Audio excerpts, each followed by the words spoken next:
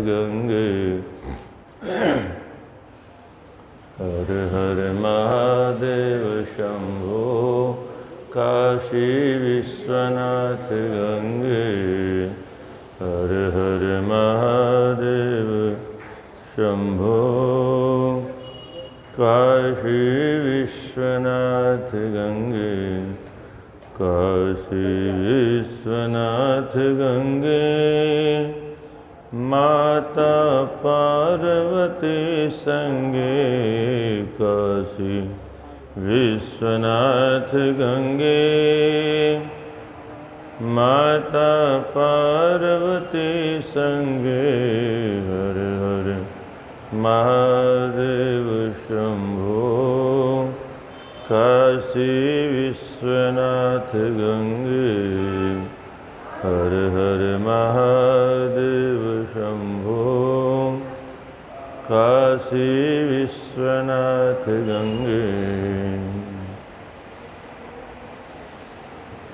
बोली श्री विश्वनाथ भगवान की, श्री जगन्नाथ भगवान की, श्री बद्रीनाथ भगवान की, श्री रंगनाथ भगवान की, श्री वेंकटेश्वर भगवान की, श्री केदारनाथ भगवान की, श्री गंगा मैया की, श्री यमुना मैया की, श्री हनुमतलाल जी महाराज की, सत्य सनातन धर्म की।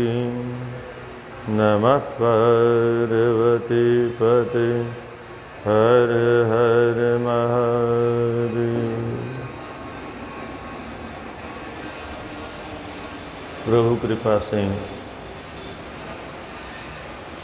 साक्षात भगवान प्रलयंकर शशि शेखर भगवान शंकर की परम पावन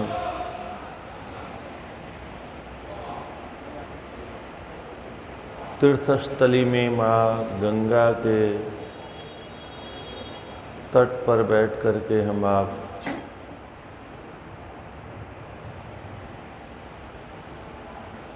भगवान भोलेनाथ के ही साक्षात शिव स्वरूप शिव पुराण के माध्यम से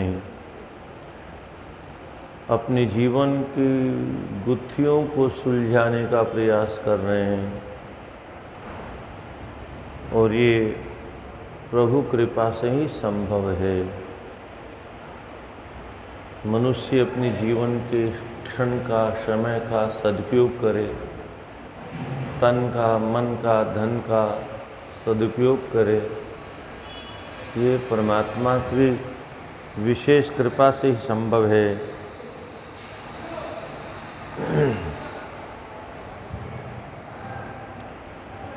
प्रातःकाल भगवान की विविध लीलाओं के माध्यम से सृष्टि के उपक्रम में सृष्टि खंड की चर्चा करते हुए किस प्रकार से भगवान सृष्टि का निर्माण करते हैं और इसी क्रम में मनु और शत्रुपा का प्रादुर्भाव कैसे होता है। मनु से उत्पन्न होने वाली सृष्टि का नाम मनुष्य है। मनोरपत्यम मानव। कुछ लोग अपने को आदमी कहते हैं, तो वो जो आदम को मानने वाले लोग हैं ना, हव्वा आदम, वो आदम को मानने वाले आदमी कहते हैं।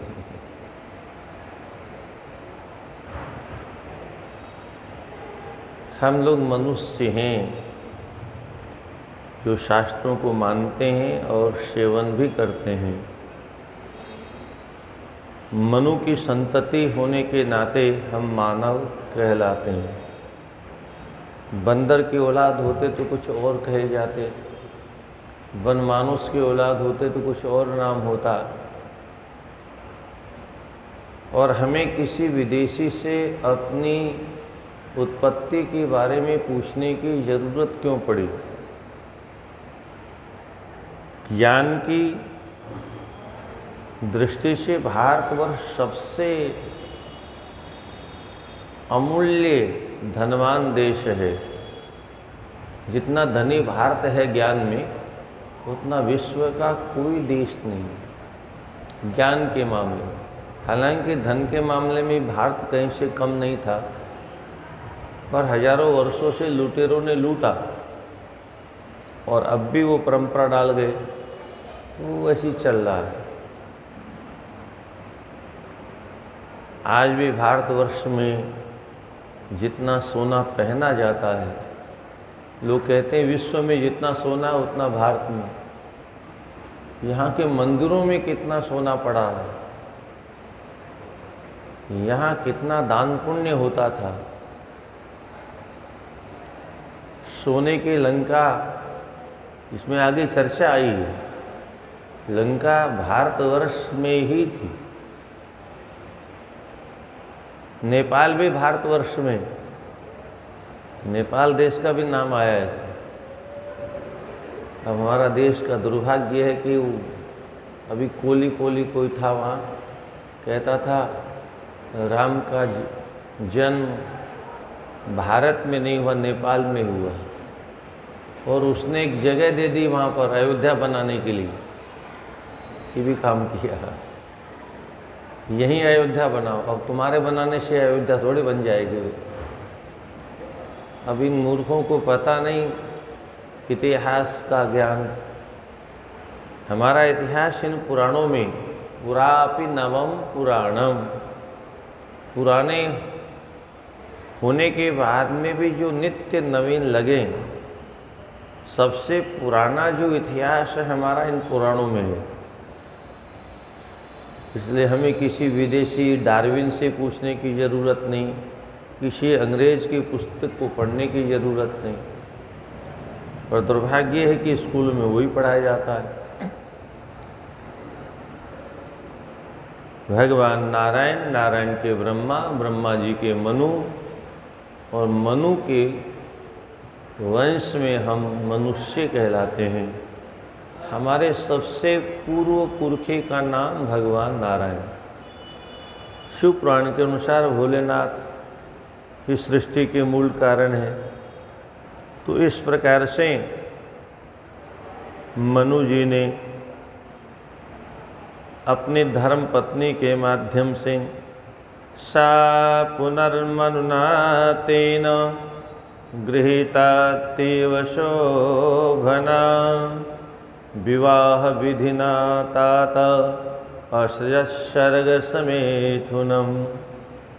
विवाह विधि का उपक्रम करने के बाद में पति पत्नी के द्वारा सृष्टि को प्रारंभ किया, और उसमें 2 पुत्र उत्पन्न किए, और कन्या त्रयम पुनः 3 कन्याओं को उत्पन्न किया। प्रियव्रत और उत्तानपाद, आकुति, देवहूति, प्रसूति, ये 3 कन्याएं हुई। आकुति रुचि प्रादात कृतमायतु मध्यमम। आकुति रुचि नाम के ऋषि को दी गई, और कर्दम के लिए मध्यमाम अर्थात देवहूति का विवाह हुआ। और ददो प्रसूति दक्षायाम उत्तानपादानुजां श्रुतां। प्रसूति नाम की जो सबसे छोटी कन्या थी, वो दक्ष प्रजापति को प्राप्त हुई। तासां प्रसूति प्रसवे सर्वं व्याप्तं चराचरम्। उत्तानपाद की जो सबसे छोटी बहन है, वह दक्ष प्रजापति को, और दक्ष प्रजापति से फिर सारी सृष्टि हुई। व्याप्तम सर्वम चराचरम। आकुत्याम तु रुचिर्भूत द्वंद्वम यज्ञस्य दक्षिणः। यज्ञ और दक्षिणा का प्रादुर्भाव आकुति के यहाँ रुचि के द्वारा प्राकट्य हुआ। देवहूति से महर्षि कर्दम ने बहुओं जाता सुता मुने, बहुत सी कन्याओं को उत्पन्न किया। भागवत में तो केवल 9 कन्याओं की चर्चा है, यहाँ 24 कन्याओं की चर्चा है। दक्षा जाता चतस्रस्य तथा पुत्रस्य 20। चतस्र मानी 4 और 20 24 कन्याओं को उत्पन्न किया। अब आज के ज़माने में तो एक का ही बहुत है, 2 हो जाए तो फिर और समस्या, 3 तो बेहोश हो जाए सुन करके लोग। ये दशा है भारतवर्ष में। धर्माय दत्ताम दक्षिण श्रद्धा तो 13। धर्म के लिए 13 कन्याओं का थोक में विवाह।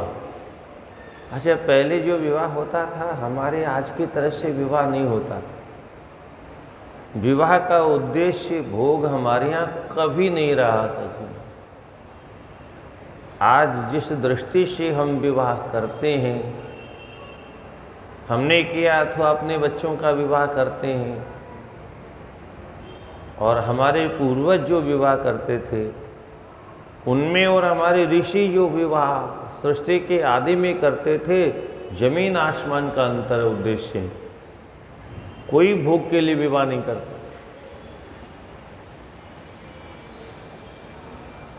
भागवत जी में तो कर्दम महर्षि को देवहूति का दर्शन करने मात्र से समाधि लग गई, समाधि में चले गए, बहुत वर्षों तक समाधि में ही रहे। ये क्या अद्भुत लीला है। देवहूति के सौंदर्य को देखा तो हमारे यहाँ ऋषियों की दृष्टि बड़ी निर्मल होती। आज का व्यक्ति जब किसी सौंदर्य को देखता है तो पता नहीं कितने विकारों से ग्रस्त हो जाता है, पर हमारी ऋषियों की दृष्टि क्या है। हमारे ऋषियों ने हमको दृष्टि दी, किसी सुंदर वस्तु को देखो तो तुरंत उसको बनाने वाले पर नज़र डालो। इसको बनाया किसने? जहाँ कहीं संसार में सौंदर्य, मोर को किसने बनाया? मयूराश्चित्रिता ये न शुकाश्य हरिताकृता, किसने चित्रकारी की? उसके पाँखों में किसने इतना सुंदर और पक्का रंग, तोते के अंदर इतना रंग पक्का छोड़ो, एक बटरफ्लाई जिसको कहते, तितली, इतना छोटा सा पक्षी, क्या सुंदर रंग उसमें किया गया। अच्छा, ऐसे हाथ से छुओ तो हाथ में रंग लग जाए, पर बरसात में भी रंग उतरता नहीं।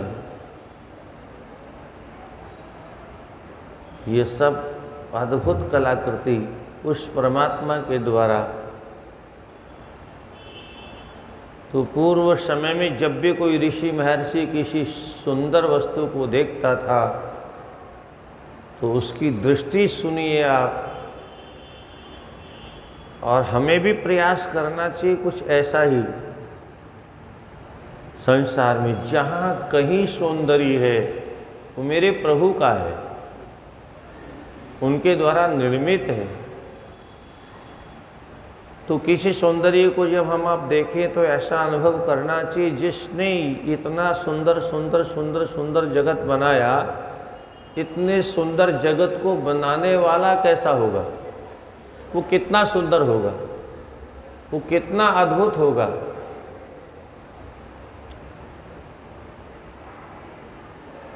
और वहाँ महर्षि कर्दम की दृष्टि चली गई तो ध्यान लगाते लगाते फिर समाधिस्थ हो गए।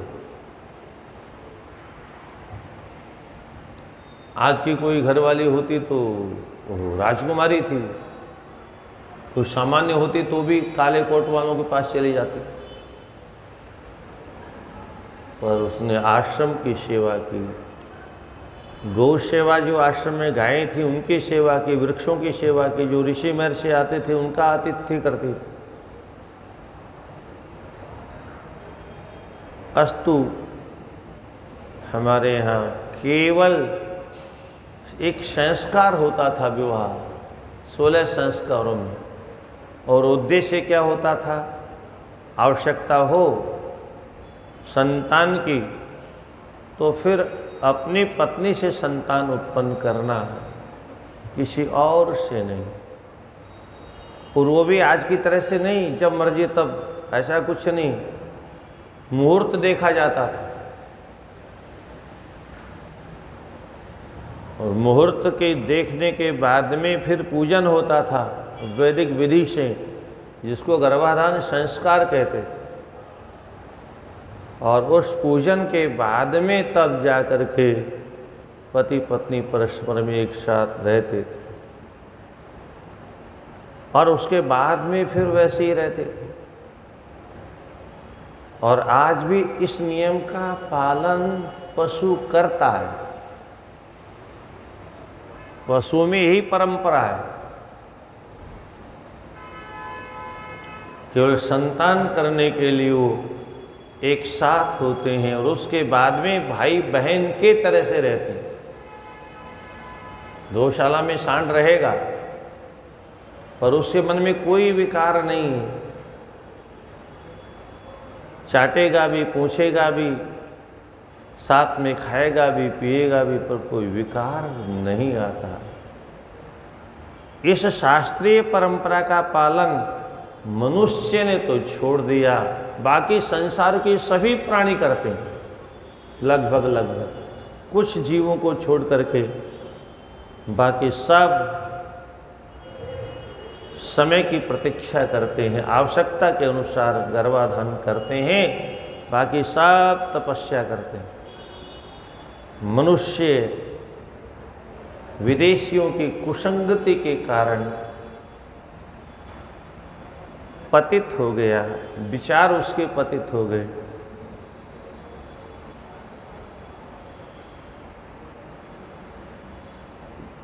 आगे चल करके दक्ष ने 60 कन्याओं को उत्पन्न किया। भागवत में भी इसकी चर्चा है, जिसमें 10 धर्म को प्रदान की गई, 27 चंद्रमा को प्रदान की गई, 13 कश्यप ऋषि को प्रदान की गई, और शेष 4 तारक्ष्य नाम के ऋषि को, कश्यप को प्रदान की गई, और 2 भृगु ऋषि को, अंगिरा को, कृशानु को और अश्विनी को। इस प्रकार से सबका विवाह हुआ। सूर्य महाराज कहते हैं, हे सोनकादिक ऋषि हो, त्रयोदश जो कश्यप ऋषि को संतान प्रदान की गई, ये सारी सृष्टि महर्षि कश्यप की है। इसलिए हमारे यहाँ विद्वान लोग कहते हैं, कदाचित कोई अपना गोत्र भूल जाए तो उसको कश्यप गोत्र कह देना चाहिए।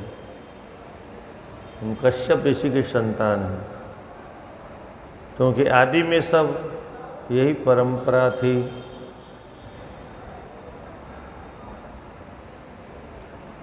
दक्ष प्रजापति की सबसे छोटी जो कन्या थी,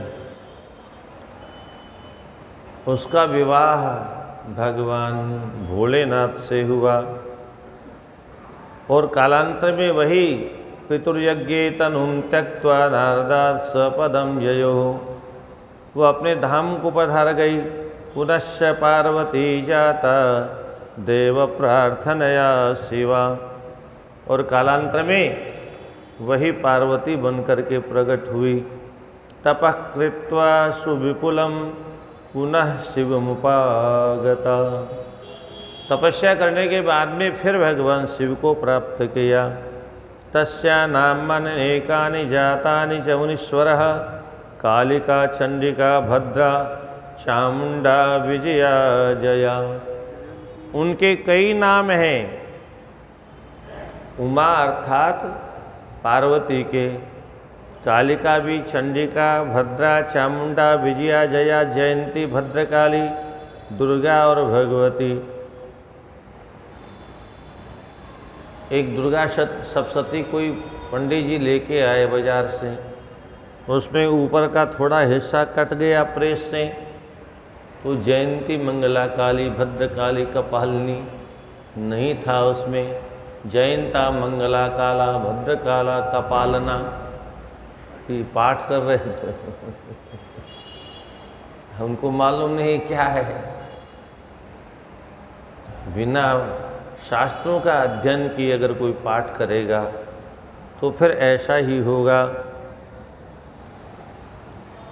तो देवी का के विविध नाम, और आगे चल कर के इसी कामाख्या, कामदा, ह्यंबा, मृडानी, सर्वमंगला, इन तमाम नामों की चर्चा है। इसी क्रम में यहाँ पर कैलाश भवन में भगवान शिव के एक भक्त की चर्चा करते हुए कहते हैं, एक यज्ञदत्त नाम के ब्राह्मण थे। नारद जी से नारद जी ने प्रश्न किया, कदा गतो हि कैलासम शंकरो भक्तवत्सलः। भगवान भोलेनाथ कैलाश पर्वत पर कब गए, और क्व वा सखित्वम तस्यासित कुबेरेण महात्मना। मैंने सुना कुबेर उनके मित्र थे।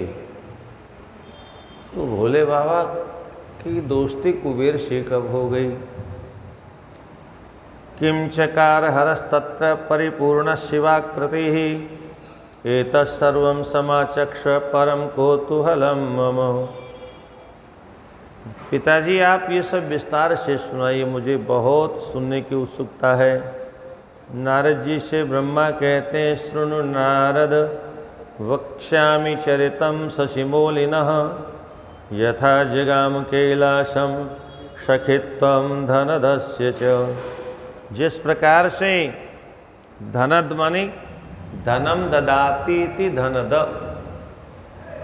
धन देने वाले देवताओं के खजांची का नाम है कुबेर। तो इनके साथ में मित्रता कब हुई, कृपा करके बताइए। ब्रह्मा जी कहते हैं, एक बार आसीत काम्पिल्य नगरे सोमयाजी कुलोद्भवः दीक्षितो यज्ञदत्ताख्यो यज्ञ विद्या विशारदः। एक काम्पिल्य नगर था, राधे राधे। उस काम्पिल्य नगर में सोम यज्ञ करने वाले एक उत्तम कुल के ब्राह्मण थे। यज्ञदत्त दीक्षित उनका नाम था। यज्ञ विद्या विशारद, यज्ञ करने की विद्या में बहुत चतुर थे। वेद वेदांग विप्राज्ञो वेदांतादिषु दक्षिणः राजमान्योऽथ बहुधा वदान्य कीर्तिभाजनः। संपूर्ण वेदों का अध्ययन किया, संपूर्ण वेदांगों का अध्ययन किया, और राजा के कुल पुरोहित के समान सम्मान प्राप्त था उनको। अग्नि शुश्रुणदतः विद्याधन तत्परः सुंदरो रमणीयांग चंद्रबिंबा समाकृति। अग्नि की निरंतर सेवा करते थे, वेदाध्ययन में निरंतर तत्पर रहते थे। इनकी पत्नी भी बहुत सुंदर थी। आसिद गुण रही नाम दीक्षितस्य वैश्रुतः। इनकी एक संतान हुई जिसका नामकरण हुआ, तो नाम रखा गया गुण निधि। पर नाम ही गुण निधि था, काम एक भी ऐसा नहीं था। निधि तो बहुत दूर की बात, एक भी गुण नहीं था। संसार के जितने दुर्गुण हो सकते हैं वो गुण निधि में थे। कभी कभी ऐसा होता है, और आजकल तो अक्सर होता है। पुराने ज़माने में तो फिर भी यथा नाम तथा गुणों, जैसा नाम होता था वैसा गुण भी होता था। अब नाम तो नैन सुख है, पर दोनों आँखों से अंधा है। नाम तो धनपाल है, धनपति है, पर खाकपति है। नाम लक्ष्मीपति है, ठन पाल है। महात्मा लोग कहते हैं संसार में केवल नाम के बल पर सब नहीं होता। अमरा था सो मर गया और हल जो तत धन पाल। अमरा था सो मर गया और हल जो तत धन पाल। और लक्ष्मी कंडा बीनती याते चोखो ठन पाल। अमरा एक बेअंत सिंह थे ना, पंजाब के मुख्यमंत्री बेअंत सिंह। दिन दहाड़े आतंकवादियों ने अंत कर दिया। नाम बेअंत सिंह रखने से नहीं होता। अमरा, अमरचंद, अमर सिंह। तो अमर नाम रखने से कोई नहीं मरेगा, ये संभव नहीं। तो अमरा था सो मर गया। और धनपाल क्या करता है, वो लोग हल चलाता है। और नाम है लक्ष्मीबाई। और जंगल में से गोबर इकट्ठा करके लाती है बेचारा, क्या करे, गरीबी है। तो जाते ठन पाल कुछ नहीं, वही अच्छा है। तो इस प्रकार से किसी का दयावती नाम था, तो किसी को पानी नहीं पिलाती थी। नाम था दयावती। और किसी प्यासे को पानी नहीं पिलाती, ऐसा नाम क्या फायदा। जैसा नाम हो वैसा। लक्ष्मणो लक्ष्मी संपन्न बहिप्राण एवापरः। वाल्मीकि जी लिखते हैं लक्ष्मण जी के नामकरण के समय, लक्ष्मणो लक्ष्मी संपन्न बहिप्राण एवापरः।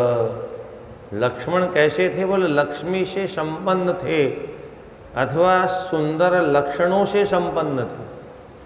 सबसे सुंदर लक्षण क्या है, पुत्रवती युवती जग सोई रघुपति भगत जासु सुत होई। भगवान की भक्ति करना ये सबसे सुंदर लक्षण है जीवन का। इससे बड़ा लक्षण और दूसरा नहीं है। और वो लक्ष्मण जी जब बन जाने की बात आई और भगवान राम ने कहा तुम तो घर में रहो, भरत यहाँ है नहीं, शत्रुघ्न है नहीं, पिताजी बीमार हैं, अस्वस्थ हैं, तुम भी चले जाओगे तो राजकाज कौन देखेगा। भगवान राम ने एक और बात कही, और ये आज के नेताओं को पढ़ना चाहिए। जासुराज प्रिय प्रजा दुखारी सोनृप आवसी नरक अधिकारी। जिस राजा के राज्य में प्रजा दुखी, वो अवश्य नरक का अधिकारी बनता है। आज के नेताओं के राज्य में प्रजा दुखी है तो ये राजा कहाँ जाएंगे, सब उधर ही जाने वाले हैं।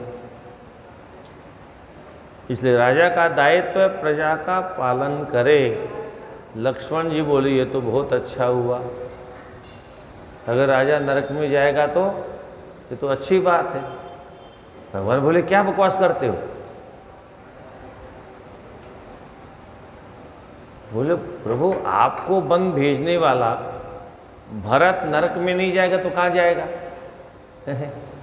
जिसने आपके राज्य का अपहरण कर लिया तो नरक में जाएगा ही जाएगा। अब न तो पिताजी राजा है ना आप राजा हैं, आपको हमको क्या परेशानी है, जाने दो नरक में। अरे भाई माता पिता की सेवा करनी है। बोले कौन माता पिता। अरे बोले तुम माता पिता को नहीं जानते। बोले नहीं जानता। गुरु पितु मातुन जानऊ काहू। मैंने गुरु को जानता, न माता को जानता, न पिता को जानता। भगवान ने कहा इसमें प्रमाण क्या है। तुम किसी को नहीं जानते, कोई प्रमाण तो होगा। मात गुरु पे तो मातु न जानहु काहू, कहूँ स्वभाव नाथ पत याहू। ये मैं अपना स्वभाव बता रहा हूँ। बोले प्रमाण बताओ मुझे। बोले आप अंतर्यामी हो कि नहीं, मेरे भीतर आप विराजमान हो कि नहीं। अगर आप भीतर विराजमान हो तो मेरे अंदर में देख लो, मैं आपके अलावा किसी को नहीं जानता। ऐसा स्वभाव जिसका हो, भगवान के अलावा हम लोग तो केवल कहते हैं त्वमेव माता च पिता त्वमेव त्वमेव बन्धुश्च सखा त्वमेव त्वमेव विद्या द्रविणं त्वमेव त्वमेव सर्वं मम देव देव। पर लक्ष्मण जी ने अपने जीवन में आचरण करके दिखाया। गुरु पितु मातु न जानऊ काऊ, मोरे सबई एक तुम स्वामी, दीन बंधु और अंतर्यामी। मोरे सबई, सब मतलब माता पिता गुरु भाई बंधु जो कुछ है। मोरे सबई एक तुम साई, दीन मोरे सबई एक तुम स्वामी, दीन बंधु और अंतर्यामी। मेरे तो आप ही सब कुछ हो और प्रमाण में किसी और की जरूरत नहीं है। आप दीन बंधु और अंतर्यामी हो, इसलिए आप देख लो मेरे हृदय में आपके अलावा किसी के लिए जगह है।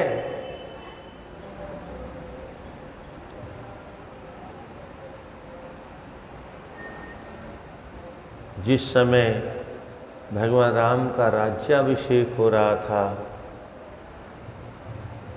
विभीषण अपने यहाँ से एक बहुत दिव्य माला लेके आए। हनुमान जी की कथा वो बहुत पुरानी कथा है। उन्होंने भगवान के गले में अर्पण की। भगवान ने अपने प्रिय पुत्र हनुमान जी के गले में उसको दिया और हनुमान जी ने उसको तोड़ना शुरू कर दिया। और उसको तोड़ते हुए देख के विभीषण का कलेजा धक धक। अरे बोले बंदर क्या जाने अदरक का स्वाद, इतनी मूल्य मणियों का। अब हनुमान जी ने देख लिया ये चेहरा उदास क्यों हो रहा है, क्या बात है विभीषण, कैसे उदास हो गए। अरे बोले महाराज ये अमूल्य मणियां हैं, इनको तोड़ क्यों रहे हो। बोले तोड़ नहीं रहा हूं, ये अगर अमूल्य मणियां हैं तो अमूल्य तो तभी है जब मेरे ठाकुर जी उसमें हो, और ठाकुर जी नहीं तो दो कौड़ी के भी नहीं। तो मैं देख रहा हूँ इसमें मेरे सीताराम है कि नहीं। विभीषण ने कहा हनुमान कभी अपने भीतर देखा है। हनुमान जी ने कहा आज तुमने आंखें खोल दी। अरे मैंने तो कभी देखा ही नहीं, पर चलो आज देखता हूँ। और तुरंत हनुमान जी ने अपनी छाती में अपने बंदर वाले नाखून लगा दिए। जय श्री राम। और ज्यों ही प्रणवो पवन कुमार, खल बन पावक ज्ञान घन, जासु हृदय आगार, बसहि राम सरचाप धर। भोले भक्त वत्सल भगवान की। सबको भगवान का दर्शन करा दिया। ये है भक्ति की चरम सीमा। रोम रोम में जिसके राम है। हनुमान जी जहाँ भी जाते हैं साथ में भगवान को हमेशा देखते। बार बार रघुवीर संहारी, तरक्यो पवन तनय बल भारी। बार बार बार बार। ऐसा तो नहीं कि वो यहीं रह जा और मैं उधर चला जाऊं, क्योंकि उनके बिना तो कोई काम होगा ही नहीं। काम तो करने वाले वही हैं, मैं तो केवल निमित्त मात्र हूं।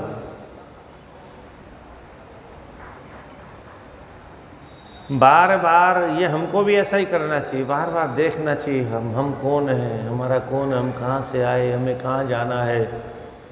लोग कहते हैं हमारे भीतर भगवान है, कहाँ है कि नहीं, है कि नहीं, है कि नहीं। हमेशा अपना निरीक्षण करना चाहिए। कोई दोष तो हमारे अंदर नहीं, कोई पाप तो हमसे नहीं हो रहा, अपना निरीक्षण बराबर करते रहना चाहिए। केवल शीशे में चेहरा देखने से कुछ होने वाला नहीं।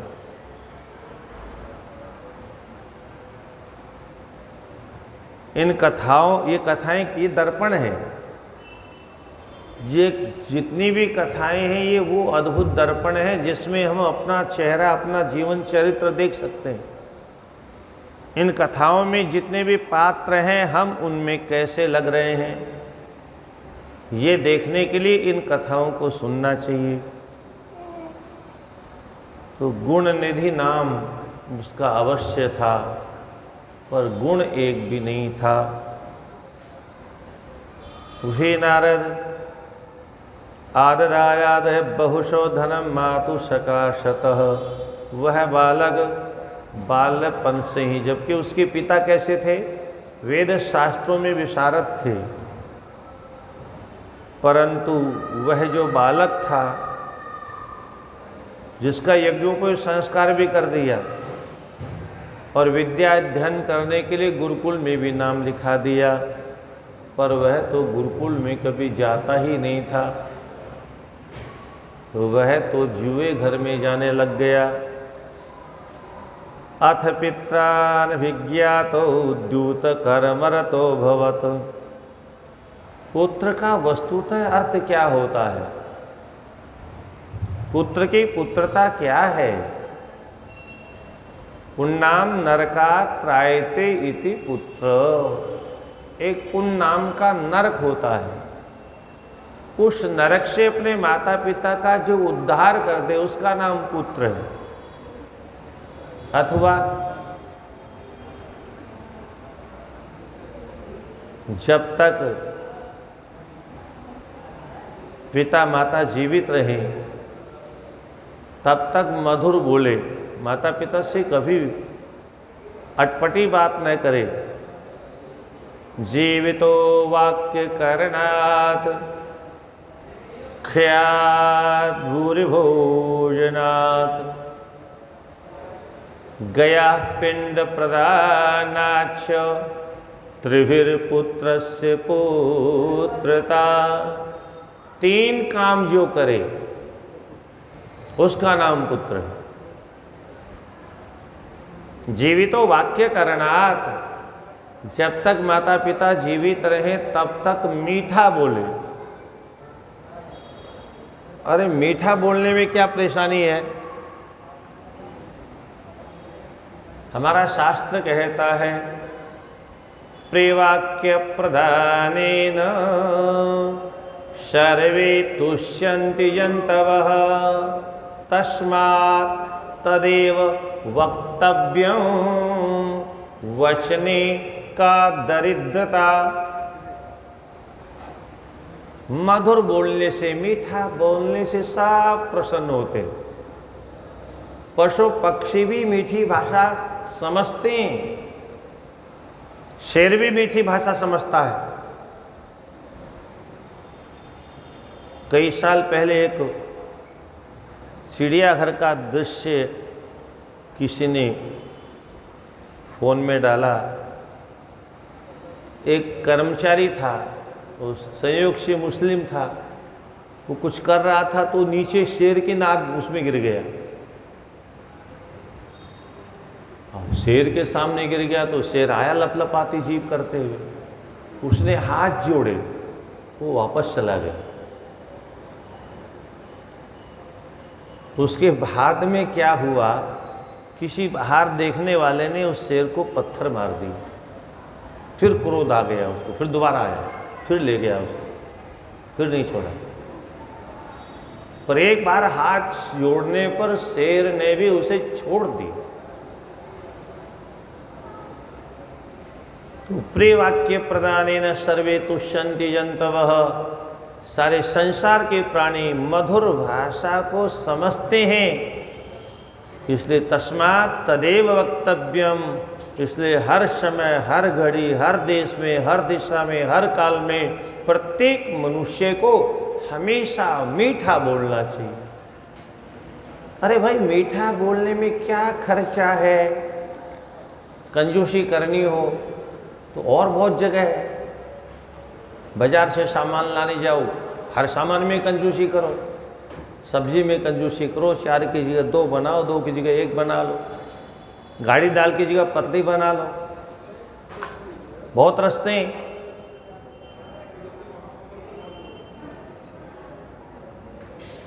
कपड़ा 10,000 की जगह 5,000 का, 5,000 के 2,000 का, 2,000 की जगह 1,000 का खरीद लो। शरीर तो वो भी ढकेगा, इज्जत तो ढकने का वो भी काम करेगा। और जिसको इज्जत नहीं ढकनी है वो 10 लाख का भी पहनेगा तो फटा हुआ पहनेगा। जिसकी कोई इज्जत नहीं है, उसको इज्जत ढकने से मतलब ही नहीं, केवल दिखावा करना है।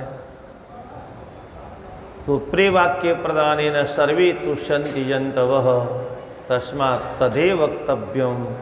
वचने क्या का दरिद्रता, बोलने में कभी दरिद्रता नहीं करनी चाहिए, क्योंकि उसमें कोई खर्च नहीं हो रहा है।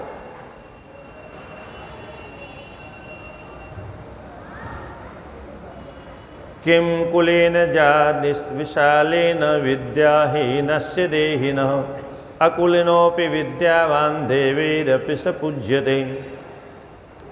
उत्तम कुल में पैदा नहीं हुआ अथवा उत्तम कुल में पैदा हुआ तो क्या हुआ, धनवान कुल में पैदा हुआ तो क्या हुआ, अगर उसमें ज्ञान नहीं है तो व्यर्थ है वह। और गरीब घर में पैदा हुआ, अगर उसमें ज्ञान है तो देवता भी उसकी पूजा करते हैं, देवता लोग भी उसके सामने नमन होते हैं। किसी के घर में भगवत भक्त उत्पन्न हो जाए तो आस्फोट्यन्ति पितराः, पितर लोग प्रसन्न होते हैं, नृत्य करते हैं, बाजे बजाते हैं, धन्य हो धन्य हो, भगवत कृपा हो गई, आज हमारे कुल खानदान में एक भगवत भक्त पैदा हो। सतार्यति, वह हमारे कुल खानदान का उद्धार कर देगा। नृत्यन्ति च पितराः मदवंशे वैष्णो जातः, सैनस्त्राता भविष्यति। मदकुले वैष्णवो जातः, मेरे कुल में आज भगवान का भक्त पैदा हुआ। और किसी कुल में कोई दुष्ट पैदा हो जाता है तो इससे उल्टा होता है, पितर लोग दुखी हो जाते हैं, देवता दुखी हो जाते हैं। पितर क्यों दुखी होते हैं?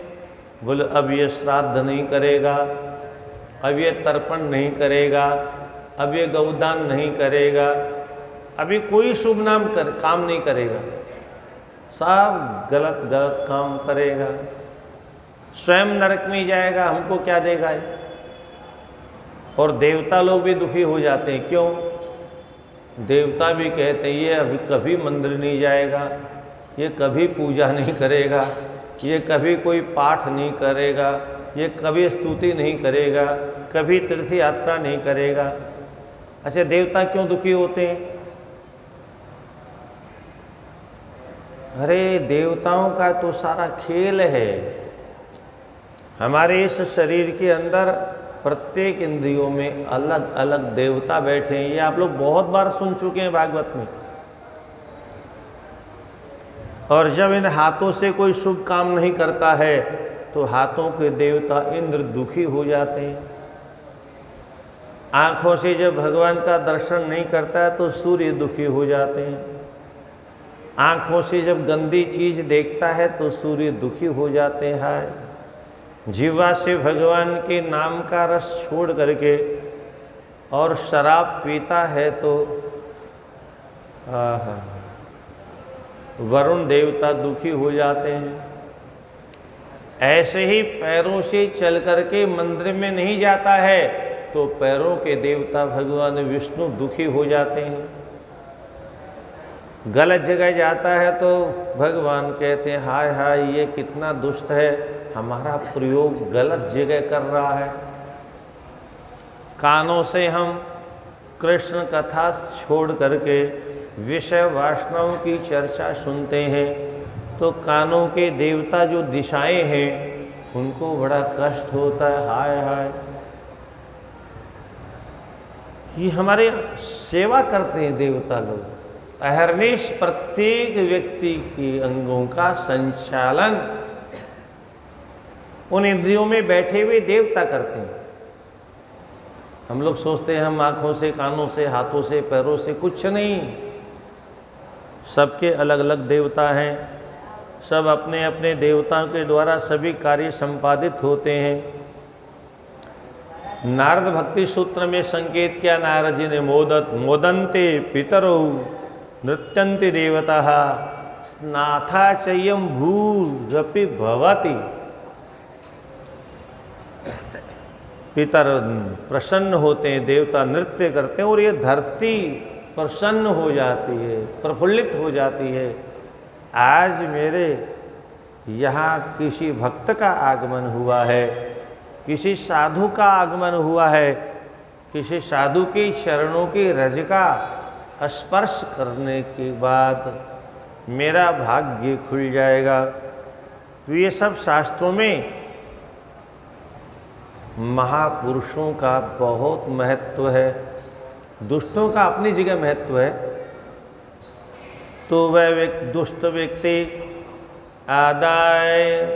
आदाय बहुशो धनम मातु सकाशतः समदाद्यूतकारेभ्यो मैत्री तेष चकारशः। एक बात और गंभीर लिखिए यहाँ पर, राधे राधे। उसको बहुत ध्यान से विशेष करके माताओं को सुनना चाहिए। परंतु आज अब आप लोग सुन के भी क्या करोगे, आपको तो कुछ करना नहीं है और आप बहुओं को कुछ कह नहीं सकते। राधे राधे पर चलो सुनने में क्या नुकसान है। माता जी से उसका बड़ा प्रेम था, अपनी मैया से, उसको अपने पाले में रखता था और धीरे से मैया की नज़र में ही उठा के ले जाता था घर का सामान। और मैया चूंकि उससे बहुत प्रेम करती थी, मेरा बेटा, मेरा बेटा, मेरा लल्लू, मेरा लाला, मेरा मुन्ना। और कभी कभी आपने देखा होगा, अब तो खैर वो ज़माना गया, पुराने ज़माने में, आने दे तेरे बाप को, आज कहूँगी, आज बताऊँगी तेरे बाप को, और बताती कभी नहीं थी। डर लगता था मारेगा, और इस प्रकार से केवल नाम से डराती। वो धीरे धीरे सुनते सुनते डर निकल जाता है बच्चों का। पहली बात तो यह कि बाप को ही क्यों आने दे, क्या जरूरत है बाप को आने की। माँ के पास में क्या अधिकार नहीं है। पर माताओं की एक बड़ी भारी बीमारी है, क्या, ये तो घर का मालिक है। हाँ, बेटा हुआ तो घर का मालिक, बेटी तो बाहर जाएगी। और उसको भी मालूम है, ये पता नहीं कौन बताता है, वो कभी झाड़ू नहीं छूता है, वो कभी बर्तन नहीं मांजता है। बेटी साथ देती है माँ का, और बेटा कभी, कौन ने बताया उसको तू घर का मालिक है, तुम लड़का, उसको किसने बताया। ये जन्म जन्मांतरों के संस्कार हर बच्चे में आज भी हैं, कल भी थे, आगे भी रहेंगे।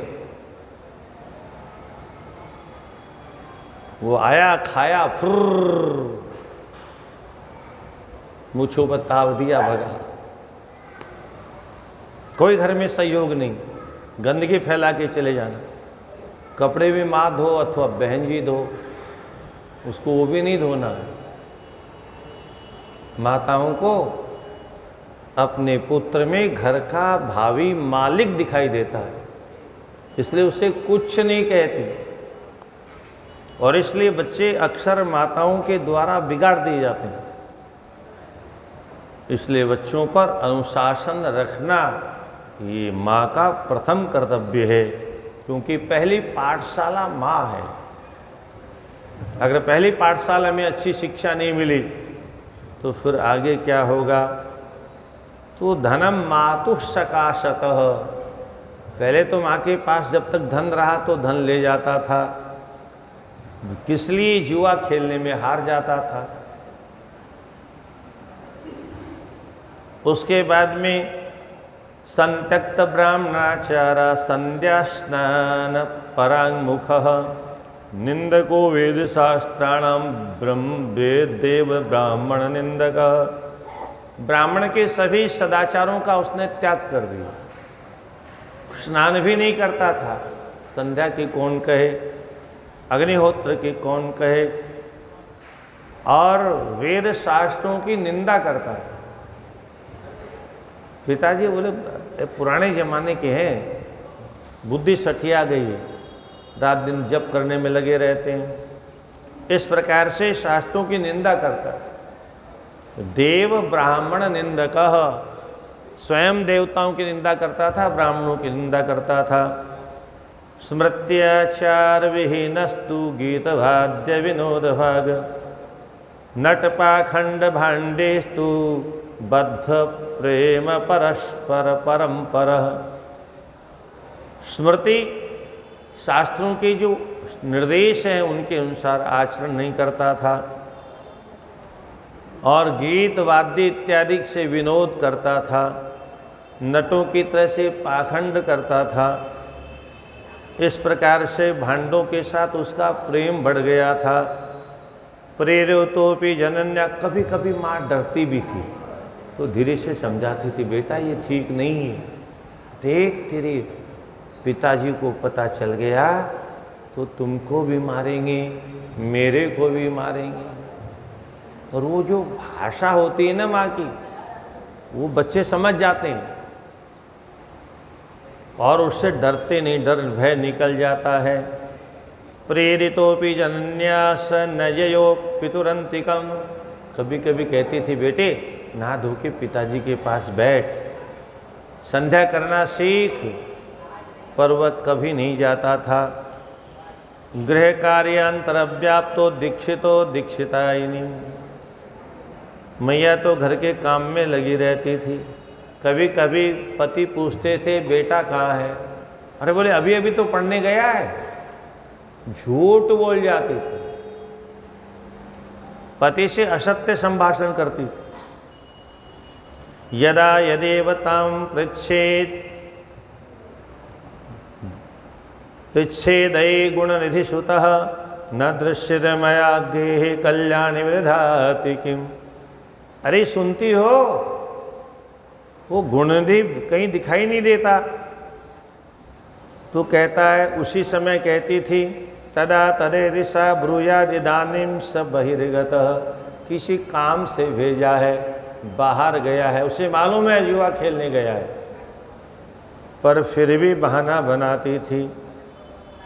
कभी कहती थी, स्नात्वा समर्च्यवे देवान एतावंत मने मने हसम, अभी अभी पूजा करने गया है पड़ोस के मंदिर में। अब वो तो पूजा का नाम भी नहीं लेता था। अदित्याध्यनार्थं स द्वित्रे मेत्रे समम ययो, एक पुत्रेण तन्माता प्रतारयति दीक्षितम्। कभी कहती थी, अभी अभी 2-3 अपने दोस्तों के साथ में पढ़ने गया है गुरुकुल में। इस प्रकार से न तत्कर्म न तद्वृत्तम किंचिद वेति सदक्ष दीक्षितः सर्वं केशांतकर्मास्य चक्रे वर्षेथ षोडशे। पिता उसके विषय में कुछ भी नहीं जानता था, और ये सत्य है। अक्सर पुरुष लोग इतने बिजी रहते हैं, पहले भी रहते थे, आज भी। घर में क्या हो रहा है उनको कुछ पता नहीं, ये तो घर वाले ही जाने।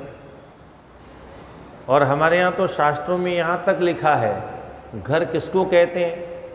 जिसमें घर वाली हो। गृहिणीम गृहमुच्यते, घर वाली है तब तक उसका नाम घर है। और घर वाली नहीं है, भगवान ने बुला लिया तो बोले जैसे आश्रम है वैसे वो भी है। आश्रम में उसमें कोई अंतर। तो गृहिणीम गृहमुच्यते, घर वाली के साथ में घर होता है, अन्यथा आश्रम में और घर में कोई अंतर नहीं होता।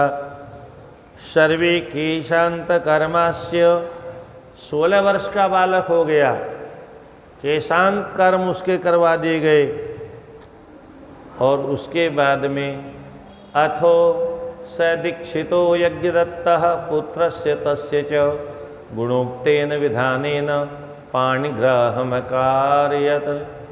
जब विवाह की अवस्था हो गई तो उसका विधि विधान से एक सुंदर कन्या के साथ विवाह भी करवा दिया। प्रत्यहं तस्य जननी सुतं गुणनिधिं मृदु शास्ति स्नेहाद्र हृदया उपवेश्य स्म नारद। हे नारद, उसकी मैया उसको बराबर समझाती रहती थी, शासन करती थी प्रेम से। आर्द्र हृदया, प्रेम भरे हुए हृदय से उसको बैठा के समझाती थी।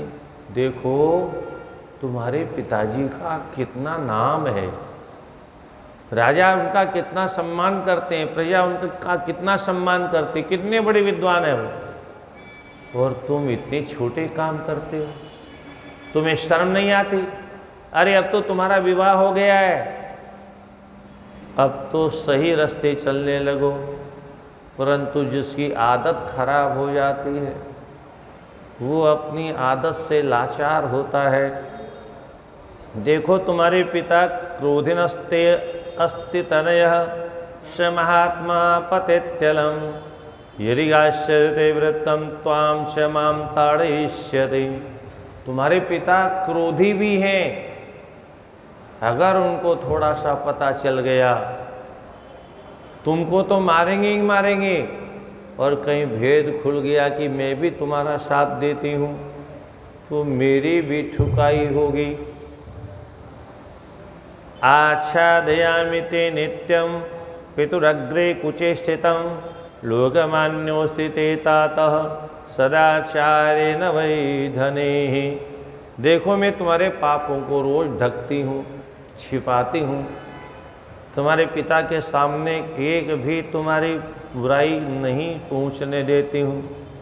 पर देखो ब्राह्मण का सम्मान उसके आचरण से होता है, उसके सत्कर्म से होता है, उसके ज्ञान से होता है। ब्राह्मण का सम्मान धन से नहीं होता। इसलिए तुम ब्राह्मण कुल में उत्पन्न हुए हो। ब्राह्मणानां धनं तात सद्विद्या साधु संगमः किमर्थं न करोसि त्वं स्वरुचिं प्रीतमानसः। ब्राह्मणों का सबसे बड़ा धन क्या है? सद्विद्या, उत्तम विद्या। उत्तम विद्या क्या है? उत्तमा वेद विद्या शास्त्र विद्या धमा धमा। उत्तम विद्या वेद विद्या, शास्त्रों की विद्या ये मध्यमा विद्या है, 2 नंबर की। और अधमा ज्योतिषी विद्या, ज्योतिष की विद्या अधम विद्या है। और तीर्थ यात्रा धमा धमा।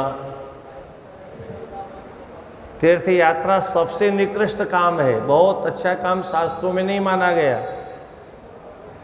केवल धक्का खाओ, कुछ मिलने वाला नहीं है। इसलिए सबसे उत्तम विद्या है सत्शास्त्रों का अध्ययन। इसमें सारे देश विदेश का, तीर्थों का, भगवान का, सबका ज्ञान हो जाता है। किमर्थम न करोसि त्वं स्वरचिम प्रतिमानसः, इसलिए तुम शास्त्रों की विद्या के अध्ययन करने में रुचि क्यों नहीं प्रकट करते हो। सश्रोत्रियास्त्यनुचानः दीक्षिता सोमयाजिनः, इति रूढ़िमिह प्राप्तास्तव पूर्वपितामहः। तुम्हारे पिता भी विद्वान हैं, तुम्हारे दादाजी भी विद्वान थे, हमारा खानदान विद्वानों का खानदान माना जाता था, इसलिए तुम अब भी कुछ बिगड़ा नहीं है। अब भी त्यक्त्वा दुर्व्रत संसर्गम साधु संगरतो भव, सर्वविद्यासु मनोधेहि ब्राह्मणाचारमाचरः। दुष्टों का संग छोड़ दो। भगवान राम जी तो बहुत बड़ी बात कहते हैं, बरु भल बास नरक करता। कितनी बड़ी बात, गजब की बात है। ये भगवान राम के मुख से निकली हुई बात। विभीषण से कहते हैं, जब विभीषण ने कहा मैं लंका में रहता हूँ, बोले मैं जानता हूँ तुम दुष्टों के बीच में रहते हो। विभीषण स्वयं भी कहते हैं, सुनहु पवन सुत रहनी हमारी, जिमि दसन निमहो जीभु विचारी। जैसे इन दांतों के, मतलब राक्षसों के बीच में जैसे जीभ रहती है, 32 दांतों के बीच में अकेली साधु जीव, सीधी सादी 32 राक्षस हैं। सज्जनों, अगर हम अपने मुंह से भी शिक्षा लेना चाहें, बहुत बड़ी शिक्षा ले सकते हैं। अपने इन मुख को, जिह्वा को ही गुरु बना लो। जीभ कहाँ रहती है? जिमि दसन निमह जीभ विचारी, सुनहु पवन सुत रहनी हमारी। हमारी दशा ऐसी है जैसे 32 दांतों के बीच में जीभ फंसी रहती है, ऐसे राक्षसों के बीच में मैं रहता हूँ। और ठीक विभीषण जी जीव की तरह से रहते थे लंका में, पर लंका का एक भी बुरा चरित्र उनके जीवन को छू नहीं गया। एक भी बुराई उनके जीवन में नहीं आई। सिद्ध क्या हुआ? जीभ दांतों के बीच में रहती है, पर दांतों के संस्कार जीभ में आज तक नहीं आए। दांतों के संस्कार क्या है? काटना, तोड़ना, फोड़ना, और क्या काम है? जो आए उसको काटो, जो सामने आए उसको बर्बाद कर दो, नष्ट भ्रष्ट कर दो, नोच दो।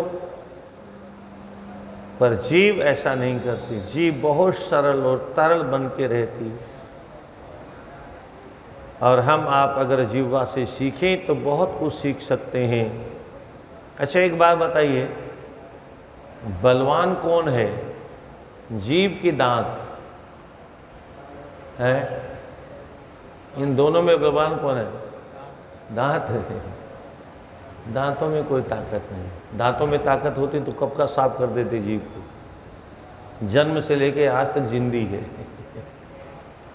जन्म से लेकर के आज तक इन दुष्टों के बीच में जिंदा है। अगर दांतों में ताकत होती तो पता नहीं कितने गन्ने चूस डाले। पुराने ज़माने में आम भी चूस के खाए जाते थे। अब तो थोड़ा सा वो हो गया है, आम का तो चूसने का ही आनंद होता था। कितने सूखे से सूखे चीज़ों को दांतों से तोड़ करके हम हजम कर जाते हैं। और ये बेचारी बिना हड्डी की जीव, इसको काटने में कितनी देर लगती है। पर इन 32 दांतों के पास में मिल करके वो शक्ति नहीं है जो जीव को काट सके। आप काट के देखिए, काट नहीं सकते हैं। रहना हमको भी कैसे, कभी दुष्टों का संग मिल जाए तो हमको भी ऐसा सोचना चाहिए जैसे जीव रहती है दुष्टों के बीच में, ऐसे ही हमको रहना है। और ये प्रत्येक माँ को अपनी बेटी को भी सीख देनी चाहिए, और प्रत्येक पिता को अपने पुत्र को भी शिक्षा देनी चाहिए। कब? जब विवाह होने वाला हो तब। तुम जहाँ जा रही हो परिवार कैसा भी मिल सकता है, पर तुमको कैसे रहना है। जैसे दांतों के बीच में जीभ रहती है, अगर अनुकूल परिवार मिल जाए तो कोई बात ही नहीं, और अगर प्रतिकूल मिल जाए 32 राक्षसों जैसा तो चिंता की बात नहीं है। जीभ की तरह से रास्ता निकालते रहना। ये 32 दांत ऊपर नीचे घूमते रहेंगे पर तुम्हारा बाल बांका नहीं होगा। बस रास्ता निकालना आपने।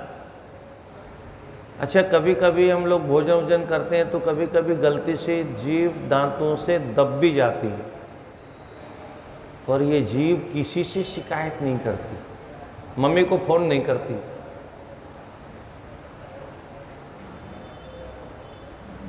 बिल्कुल नहीं करती, किसी से नहीं कहती, घर में भी किसी से चर्चा नहीं करती। क्यों? साथ में रहते हैं, साथ में उठते हैं, साथ में बैठते हैं, हो जाता है, तुरंत माफ कर देती, तुरंत माफ। और अगर माफ न करे तो क्या करे? कितनी शक्ति जीभ में बताऊं आपको? जीभ में इतनी शक्ति है कि 32 दांत मिलकर के इसका बाल बांका तो नहीं कर सकते, पर अगर जीभ चाहे तो 2 मिनट में जेब में चले आएंगे, पूरी 32 ही जेब में आ जाएगी। किसी पहलवान को गाली दे दीजिए, बस वो 2 मुक्के में उतार के आपकी जेब में डाल देगा, बोले जाओ दूसरी बनवा लाना, इतनी ताकत है इसमें। अथवा डॉक्टर के पास में पहुंच जाएगी, डॉक्टर साहब मैं बहुत परेशान हूँ, इन दांतों ने मुझे तंग कर रखा है। बस इतना ही कहना है। डॉक्टर पैसा का पैसा लेगा और एक एक निकाल करके जेब में डालता जाएगा, और फिर दोबारा चढ़ाने का पैसा अलग से लेगा। अगर जीभ कह दे तो फिर, और यही हनुमान जी ने विभीषण को मंत्र दिया, तुम लंका में ऐसे रहते हो? बोले हाँ। हनुमान जी ने कहा कोई चिंता की बात नहीं, डॉक्टर साहब आ चुके हैं, समुद्र के उस पार हैं। क्या? डॉक्टर साहब समुद्र के उस पार आ चुके हैं, बस तुम जाके केवल शिकायत कर दो डॉक्टर साहब से। डॉक्टर साहब सारे राक्षसों को उखाड़ उखाड़ करके साफ कर देंगे लंका को। क्या? यही हुआ ना, विभीषण ने जाके कह दिया, डॉक्टर साहब आए, पूरे राक्षसों को उखाड़ उखाड़ कर साफ कर दिया, मैदान साफ, विभीषण गद्दी पर बैठ गए। तो जीव की तरह से हम संसार में रहना सीख लें। परिवार अनुकूल है तो भी, परिवार प्रतिकूल है तो भी। अगर संसार का अर्थ क्या है?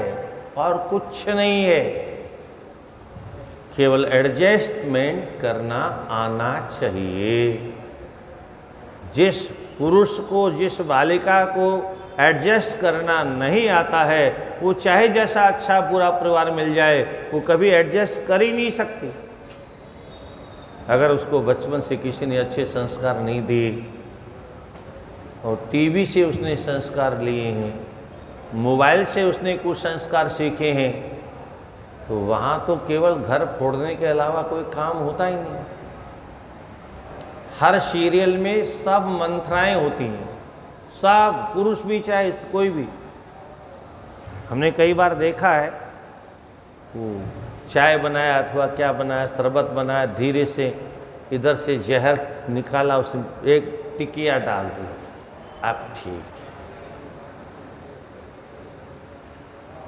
कैसे परिवार को मारना है, कैसे नष्ट करना है, एक दूसरे मंत्रा की तरह से एक दूसरे के पीछे लगे हुए घर बर्बाद करने में। इनको देख करके हम क्या सीखेंगे? इसलिए हमारे घरों में आज शांति नहीं रहती।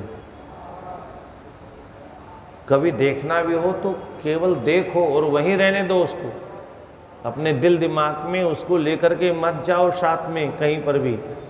वो नाटक था, देखा, खत्म, और हम उसके डायलॉग ले आते हैं। बहुत समझाया मैया ने पर वह नहीं माना। अहो बलियान सह विधि न जातो भवान नीति।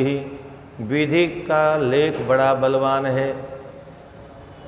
तुम्हारे इतने उत्तम कुल खानदान के अंदर भी तुम इतने दुष्ट प्रकृति के हो गए। प्रतिक्षणम जननीति शिक्षा शिक्षमाणोति दुर्मति न त्याज न तद्धर्म दुर्बोधो व्यसनीयतः। वो इतना दुर्व्यसनी हो गया था, और व्यसन में जब कोई वस्तु आ जाती है तो छोड़ी नहीं जाती, चाहे वो बीड़ी हो 2 पैसे की, चाहे वो तम्बाकू हो। कभी कभी आपने देखा होगा जब किसी के पास में वो खन्नी बंद ख़त्म हो जाती है तो ऐसे ऐसे ट्रेन में मांगते, ए भाईजा खन्नी है क्या, ए भाईजा, ए भाईजा। माचिस तो भाईजा माचिस है क्या। वो तलब आती है नशे की तो फिर भीख मांगने निकलना पड़ता है। इसलिए संसार में जब तक नशा न हो तभी तक ठीक है, नशा होने के बाद में छूटेगा नहीं। राजस्थान में कहावत है, जहाँ का पड़ा सुभावड़ा जासी जी से। जिसका स्वभाव जैसा पड़ गया वो मरने के साथ में विदा होगा, उसके पहले विदा होने वाला नहीं है। परंतु हमको इसके विपरीत कुछ करना चाहिए। इतना सत्संग सुनने के बाद में भी, इतनी कथाएं सुनने के बाद में भी, इतनी तीर्थ यात्रा करने के बाद में भी, इतने महापुरुषों के साथ बैठने के बाद में भी अगर हमारा स्वभाव नहीं बदला तो सज्जनों बहुत बड़ी समस्या हो जाएगी। कोई फायदा नहीं हुआ हमको आज तक सत्संग का, तीर्थ यात्रा का कोई लाभ नहीं हुआ। जीवन में परिवर्तन होना चाहिए। यद्यन मध्य गृहे पश्ये तत्तन नीत्वा सुदुर्मति अर्पयेद्यूत काराणाम सगुप्यम वसनादिकम। जो जो घर में उसको वस्तु मिलती वो सब उठा के ले जाता धीरे से, और जुआ खाने में सकुप्य मतलब संदूक होती तो उसको भी बेच देता। न्यस्ताम रत्नमयीं गेहे करस्य पितुर्मृगाम चोरित्वेव एकदाय ददोदर करेर्पयत। एक बार पिताजी की बहुत बड़ी मूल्यवान अंगूठी थी, उस अंगूठी को ले जाकर के सुनार को बेच दिया। पृष्ठतेनाथ निर्बबाध सकृत मुवाच सह मामाक्षेपसि विप्रोचिर किम मया चौर्य कर्मण। संयोग से उसी सुनार के पास उसका बाप एक दिन किसी काम से पहुंच गया और उसने सुनार के हाथ में वो अंगूठी देखी। सुनार से पूछा, क्यों भाई ये अंगूठी तुम्हारे पास कब से है? क्योंकि दूसरी भी हो सकती है, पर उसे पूरा विश्वास था ऐसी अंगूठी दूसरी नहीं हो सकती। तो उसने कहा, तुमने क्या मुझे चोर समझ रखा है? मैं चोर नहीं हूँ। अब इतना कहती वो समझ गया मामला कुछ गड़बड़ है, माल इसका तो नहीं है। बोले मैं तुम्हें चोर नहीं कह रहा हूँ, मैं तुमसे पूछ रहा हूँ भाई ये आखिर तुम्हारे पास आई कहाँ से? तो कहता है तुम्हारा बेटा बेच के गया है। तुम जिसको बहुत अच्छा पुत्र मानते हो उसने तुम्हारा नाक कटा दिया समाज में। लब्धा मुद्रा मदीन पुत्रेणेव समर्पिता मम्मातुरिपूर्वेदुर जित्वा नीतो विषाटकः। तुम्हारा बेटा जुए में हार गया और तब मुझसे बेच के पैसा लेके जुए में दे के आया। और सुनो, यही नहीं, कितना माल तुम्हारे घर से तुम्हारा बेटा लेके आता है, एक एक सुनो। एक बार तुम्हारे बहुत मूल्यवान पत्नी की साड़ी मेरे पास लेके आया था, उसमें सोने के कारीगरी की हुई थी। न केवलम ममेवेतदंगुलीयं समर्पितम् अन्येषां दूतकर्मा कृत्रेणां भूरि तेनार्पितं वसु। बहुत सा धन मेरे पास रखा है, रत्नकोप्ये दुकूलानि, रत्नों से जड़ी हुई तुम्हारी वो महाराजा की दी हुई सुंदर संदूक वह भी मेरे यहाँ है। और श्रृंगार प्रवर्तनी च, स्वर्ण की झारी, सोने की बनी हुई जो झारी थी वह भी यहाँ बेच के गया है। भाजनानि विचित्राणि कांस्यताम्रमयानि च, कांसे के बने हुए, तांबे के बने हुए, पीतल के बने हुए तमाम पात्र मेरे यहाँ पड़े हुए हैं। क्यों ऐसा करता है जानते हो? बोले जब जुए में हार जाता है तो उसको जुआरी लोग नंगा कर देते हैं। यहाँ लिखा है नग्नीकृत्य प्रतिदिनं बध्यते दूतकारिभिः। केवल नंगाई नहीं करते, इसको बांध के रस्सियों में डाल देते हैं, पहले लाओ फिर तुम्हें छोड़ेंगे। न तेन सदृशः कश्चिद् दाक्षिको भूमि मंडले। वह सुनार कहता है तुम्हारे बेटे के बराबर जुआ खेलने वाला दूसरा कोई जुआड़ी धरती पर नहीं। इतना खतरनाक जुआरी है वो, जुए के बिना एक क्षण रह नहीं सकता। अद्यावधि त्वया विप्र दूरोदर शिरोमणि कथम नाज्ञाय तनयो अभिनयानय कोविदः। तुम बहुत नीति के ज्ञाता हो, मेरी समझ में आज तक नहीं आया तुम अपने बेटे के कुकर्मों को जान कैसे नहीं पाए। ये कथा हमको शिक्षा देती है, हमें अपनी संतानों पर हमेशा नज़र रखनी चाहिए। पर आज तो हमने अपने अधिकारों का त्याग कर दिया है। घर में कोई बुजुर्ग अपने बच्चों से बोलता भी नहीं, कुछ नहीं कहता, जो मर्जी वो करो, जो मर्जी खाओ, जो मर्जी पियो। पहले जिन घरों में कभी लहसुन प्याज तक नहीं आता था, उन घरों में धीरे धीरे बहुत कुछ घुसने लग गया। कुछ लोग कहते हैं महाराज अलग चूल्हे में, अलग अलग गैस में, अलग बर्तनों में बनाते हैं।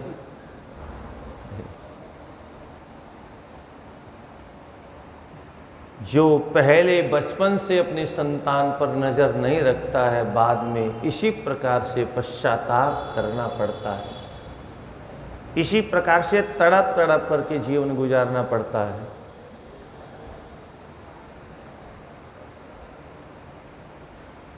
प्रावृत्य वाशसा मौली प्राविशिन्य मंदिरम।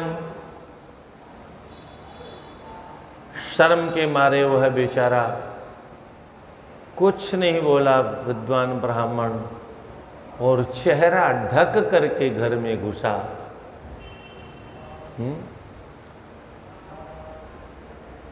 वो गीत गाते हैं ना आप लोग, रामचंद्र कह गए सिया से ऐसा कलयुग आएगा, सासू चूल्हे बहू पंडित सुस्ता घूंघट काटेगा। जिसको शर्म आएगी वो घूंघट निकाल लेगा, बहू से तो आशा करना नहीं कि वो शर्म आएगी। और आने के बाद में सबसे पहले उसने अपनी घरवाली का हिसाब लिया।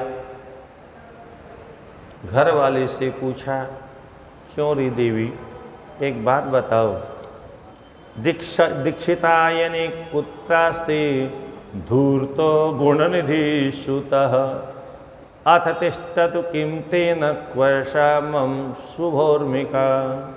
अरे दीक्षितायनी, पंडितायनी, एक बात बता, तुम्हारा वह धूर्त गुण निधि कहाँ है? और एक बात और बता, मेरी वह सुंदर जो दिव्य अमूल्य अंगूठी थी, वह अंगूठी कहाँ है? और एक वो अंगूठी जो है, एक बार तुम थोड़ा तेल मालिश कर रही थी तो उस समय तुमने उतार के रख दी थी, तो तुमको तो अवश्य मालूम होगा वो कहाँ है। तुम बताओ, अंगिद वर्तन काले या त्वया में अंगुलितो हृता सा त्वं रत्नमयीं शीघ्रं तामानीय प्रयच्छमि। और अभी भी एक सुंदर भाव दौड़ के आया।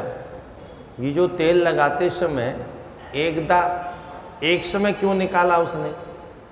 पहले तो कभी नहीं निकालती थी, और अपने बेटे के लिए धीरे से निकाल के रख दी। बेटे की मनोकामना पूरी करने के लिए। बेटे ने कान में कभी कहा होगा, मैया वो बहुत मूल्यवान है, बस एक बार तुम। अरे बोले पागल है, मैं निकालूंगी तो मैं चोर मानी जाऊंगी, मेरी पिटाई हो जाएगी। हाँ, तो उसने विधि बता दी, ऐसे ऐसे तुम जब मालिश करती हो उसी समय धीरे से ये मेरे हाथ में गड़ती है, ऐसा बहाना बना के, और फिर हो जाएगा। तुम रखना, मैं पिताजी नहाने जाएंगे, मैं पार कर दूंगा। तो इस प्रकार से उसने, तुमने जो अंगुली निकाली थी, अंगूठी कहाँ है? सा त्वं रत्नमयीं शीघ्रं तामानीय प्रय। वो लाओ, जहाँ रखी हो ला करके मुझे दो।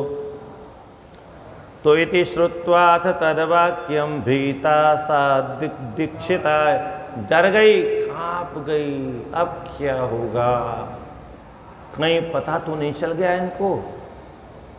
तो वो क्या बहाना बनाती है, प्रोवाच स्नान मध्याह्नि क्रियां निष्पादयन्त्यथः। कितना प्यारा वाक्य लिखा हुआ है, स्वामी में मध्याह्न काल स्नान कर रही हैं। इसका मतलब माताएं भी पहले दोपहर में स्नान करने के बाद रसोई बनाती थी। क्या मैं अभी स्नान करने के बाद में अपने बाल इत्यादि निकाल रही हूँ, अभी मुझे फुर्सत नहीं है, बहाना बना के किसी तरह से टाल दिया। इति श्रुत्वाथ तद्वाक्यम। और उसके बाद में व्यग्रास्मि देव पूजार्थम उपहारादि कर्मणि। फिर थोड़ी देर बाद में मांगा तो कहा, अभी मैंने रसोई निर्माण की है, अब भगवान को भोग लगा रही हूँ, अतिथियों की सेवा करने के बाद मुझे फुर्सत मिलेगी, तब मैं उसको देखने का प्रयास करूँगी। तो समयो अयम विधिक्रामेन अतिथीनां प्रियातिथि। अतिथियों की सेवा में लगी हूँ, अभी फुर्सत नहीं है। इदानीमेव पक्वान्नं कर्णव्यग्रया मया स्थापिता भाजने क्वापि विस्तृतमेति न वेद्म्यहम्। किसी पात्र में मैंने उसे छिपा के रख दिया, अभी ध्यान नहीं है, खोज के दे दूंगी बाबा। दीक्षित उवाच, हे असत्पुत्र जननी नित्यं सत्यप्रहासिनी यदा यदा त्वं संपृच्छे तनियं क्व गतस्त्विति। गुस्से में बोला, अरे दुष्ट बेटे की माँ, तुम सदा ही झूठ बोलती हो, सत्य बोलने का नाटक करते हो और सदा झूठ बोलती हो। जब जब मैंने तुमसे पूछा तेरा बेटा कहाँ है, झूठ बोलती थी, यहाँ गया है, वहाँ गया है, पढ़ने गया है, मंदिर में गया है। तदा तदेति त्वं ब्रूयान्नाथे धानिं स निर्गतः अदित्याध्ययनार्थं च द्वित्रे मित्रे स युग्बहिर्। 2-3 मित्रों के साथ अभी अभी गुरुकुल में पढ़ने गया है। तो इस प्रकार से तुम सदा झूठ बोलती थी। चलो अंगुलिका, मेरी तुम अभी बाद में खोज के दोगी। मुझे एक बात बताओ, तु कुतस्ते शाटकं पत्नी मांजिष्ठो यो मयार्पितः लंबते योनिशं धाम्नि तथ्यं ब्रूहि भयं त्यज। मैंने तुम्हें माजिष्ठ रंग की जो एक बहुत मूल्यवान साड़ी प्रदान की थी, वो कहाँ है? सांप्रतं नेक्षते सोऽपि भृंगारो मणिमण्डितः षड्सूत्रमैषापि पट्टसूत्रमैषापि त्रिपटीया मयार्पितः। वो स्वर्णमयी भृंगार है, मानी वो जो स्वर्ण की झारी थी वो कहाँ है? और त्रिपटी जो रेशम की बनी हुई सूत्रमयी थी वह कहाँ है? इसमें मेरा दुपट्टा जो रेशम का बना हुआ था, 3 पट्टी करके जिसको मैं अपने कंधे पर लगाता था, जिसमें मणियाँ जड़ी हुई थी, कहाँ है वह?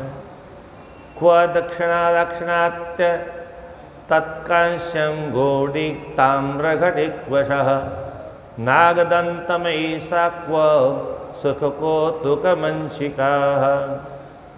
वह कांसे की वह पात्रशाला पात्र कहाँ है? गौड़ देश में बनी हुई तांबे की बनी हुई घटी यंत्र कहाँ है? वह नाग दंत की बनी हुई सुंदर सुंदर वो बिछाने वाली मंशिया कहाँ है? इस प्रकार से नाना प्रकार की वस्तुओं को यहाँ पूछा, लाइन से तमाम वस्तुओं को पूछा, ये कहाँ, वो कहाँ, वो कहाँ। आज तो चूंकि जो जो वहाँ देख के आया था सब का नाम ले दिया, और इन सबको सुन कर के उसका कलेजा धक धक धक धक करने लग गया। लगता है आज इनको सब पता चल गया, अब क्या होगा। सज्जनों,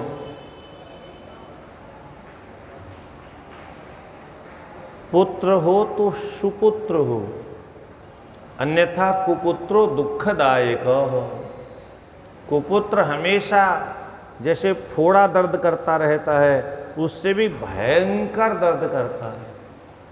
फोड़ा तो केवल उसी को दर्द करता है जिसके शरीर में होता है, पर दुष्ट संतान जिसके घर में होती है, पूरे घर वालों को दर्द होता है उसका। पूरे घर वालों को छोड़िए, उससे आगे चल करके मोहल्ले वाले भी परेशान, फिर गांव वाले भी परेशान, कभी कभी पूरे देश वाले परेशान हो जाते हैं। रावण जैसे लोगों से पूरा देश परेशान रहता था। इसलिए दुष्ट संग जन दे विधाता, दुष्टों का संग कभी नहीं देना चाहिए। अब आज उसको बहुत क्रोध आ गया दोनों पर, अपनी पत्नी पर और अपने पुत्र दोनों पर, और कहा आज दोनों का श्राद्ध करता हूँ, दोनों का श्राद्ध करता हूँ। अनपत्योस्मि तेनाहं दुष्टेन कुलदूषिणः उत्तिष्ठान पाथस्त्वं तस्मै दद्यां तिलांजलिम्। अरे दुष्टे, किं बहुक्तेन कुलजे तुभ्यं कुप्याम्यहं वृथा तदाभ्यवहस्येऽहम् उपयस्याम्यहं यदा। अब मैं जब तक तुम्हारा त्याग नहीं कर दूंगा, जब तक दूसरा विवाह नहीं कर लूँगा, तब तक भोजन भी नहीं करूँगा। अब तुम्हारे हाथ का पानी भोजन सब बंद। मैं संतानहीन होता तो अच्छा होता, परंतु संतान होने के बाद अब मैं दुष्ट संतान होने के कारण, संतान होने के बाद में भी संतानहीन ही हूँ, और वो तुम्हारी वजह से। तुमने जानते हुए भी अनजान बन करके जो अपराध किया है, वह अपराध कभी क्षमा नहीं किया जा सकता। इसलिए उत्तिष्ठ आनय पाथस्तुम, खड़े हो जाओ और वह जल का पात्र ले आओ। मैं तुम दोनों को तिलांजलि देता हूँ, तर्पण करता हूँ तुम सबका जीते जी। दद्मे दस्तस्मे दद्याम तिलांजलिम।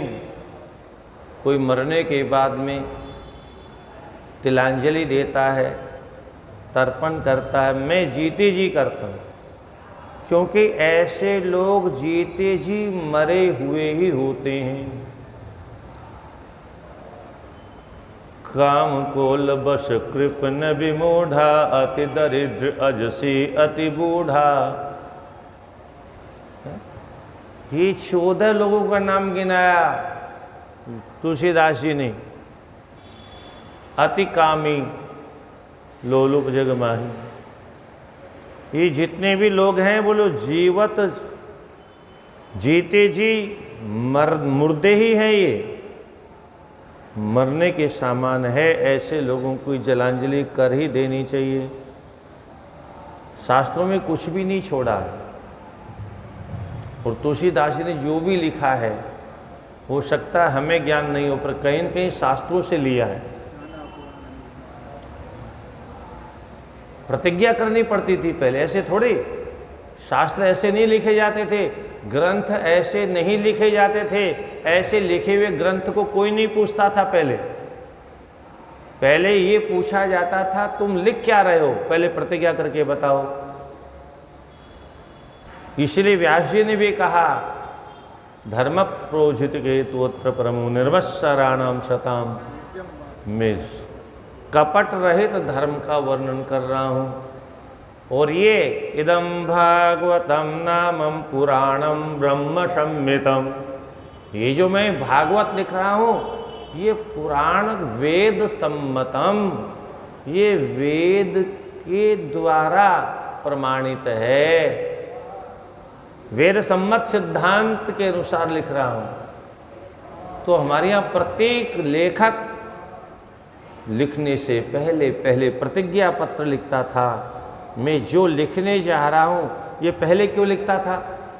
क्योंकि पुराने ज़माने के लोग उसके पहले पढ़ते ही नहीं थे, आगे पढ़ते ही नहीं थे। अगर उस शुरू में लिखा हुआ न मिल जाए कि वेद शास्त्रों के अनुकूल ये ग्रंथ है, तो उस ग्रंथ को हमारे यहाँ कोई पढ़ता ही नहीं था, छूता नहीं था। जैसे कुछ समय पहले ये टीवी फीवी जब नहीं आए थे, तो लोग उपन्यास बड़े प्रेम से पढ़ते, पूरा दिन रात उसी में निकल जाता था। कुछ लोग किराए के लाके पढ़ते, कुछ घरों में ढेर लगा के रखते। वो केवल झूठी झूठी कहानियाँ, झूठी झूठी गप्पें, कुछ नहीं था उनमें। और उन्हीं के आधार पर बात पर सिनेमा बनने लग गए। तो इस प्रकार के ग्रंथ को पहले नहीं पढ़ते थे। ये तो मेकाले की शिक्षा पढ़ने के बाद में लोगों को ज्ञान नहीं रह गया कि क्या पढ़ना चाहिए क्या नहीं पढ़ना चाहिए, इसलिए सब कुछ पढ़ने लग गए, सब कुछ देखने लग गए।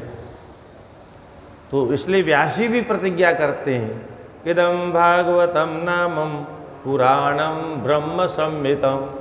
ये वेद सम्मत सिद्धांत के अनुसार लिख रहा हूँ, वेद विरुद्ध नहीं लिख रहा हूँ। और यही प्रतिज्ञा तुलसीदास जी को करनी पड़ी। तुलसीदास जी को तो और मजबूरी थी, क्योंकि वो हिंदी में लिख रहे थे। और उस जमाने में तुलसीदास जी से पहले किसी ने हिंदी में कोई अच्छा ग्रंथ लिखा ही नहीं था, सब संस्कृत में लिखे जाते थे। सारे विद्वान संस्कृत जानते थे, तुलसीदास जी भी संस्कृत जानते थे। क्योंकि हम जो पढ़ते हैं, इन सारे श्लोकों का अनुवाद तुलसीदास जी ने अपने श्लोक चौपाइयों में कर रखा है। भागवत जी का वर्षा ऋतु का वर्णन पूरा का पूरा तुलसीदास जी ने रामायण में उतार दिया। ऐसे ही नाना पुराण निगमागम सम्मतम, कहीं किसी पुराण का श्लोक मिल जाता है, कभी किसी पुराण का श्लोक, कभी किसी वेद के मंत्रों का अर्थ, कभी उपनिषद का अर्थ मिल जाता है। पर चूंकि हम, इसलिए हमारे यहाँ तो बहुत से महात्मा लोग यहाँ तक कहते हैं, जो रामायण नहीं पढ़ा उसको भागवत नहीं लगेगी, और जो भागवत नहीं पढ़ा उसको रामायण भी नहीं लगेगी। क्या? जिसने दोनों का अन्योन्याश्रय संबंध है, जिसने हिंदी की तुलसीदास की रामचरितमानस का अध्ययन नहीं किया, उसको अच्छी तरह से भागवत पल्ले नहीं पड़ेगी, और जिसने भागवत का अध्ययन नहीं किया वो रामचरितमानस को भी समझ नहीं सकता, क्योंकि सारे श्लोकों का वर्णन उठा उठा के तुलसीदास जी ने बहुत सुंदर ढंग से किया है। अब उधर जाने का समय नहीं है, केवल इतना ही कहना है कि तुलसीदास जी को भी प्रतिज्ञा करनी पड़ी, क्योंकि शुरू में प्रतिज्ञा नहीं करेंगे तो फिर कोई ग्रंथ को पढ़ेगा नहीं, और जब पढ़ेगा नहीं तो सारा परिश्रम बेकार जाएगा। शारदा को भी दुख होता है, सरस्वती को भी, अगर कोई बिना राम कथा की गंगा में स्नान नहीं करवाता है तो सोश्रम जाए न कोटि उपाय। शारदा दुखी हो जाती है, कहाँ, किसका? कि प्राकृत जन गुण गाना, सिर धुनि गिरा लगत पछिताना। कोई कवि किसी राजा महाराजा, किसी सेठ साहूकार की चमचागिरी करने में कुछ कविता लिख दे तो सरस्वती को बहुत कष्ट होता है।